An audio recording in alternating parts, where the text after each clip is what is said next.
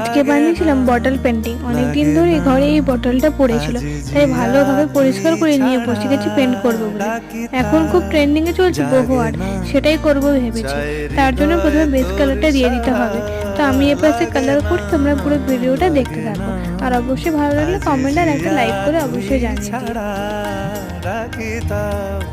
জাগে না চাই হৃদয় তোর সারা রং মেশায় দিন রাতে এ দু চোখের দরিয়াতে কে আর তুই ছাড়া লাগে না লাগে না আজ জিয়া তুই ছাড়া ডাকি তাও জাগে না চাই হৃদয় তোর সারা।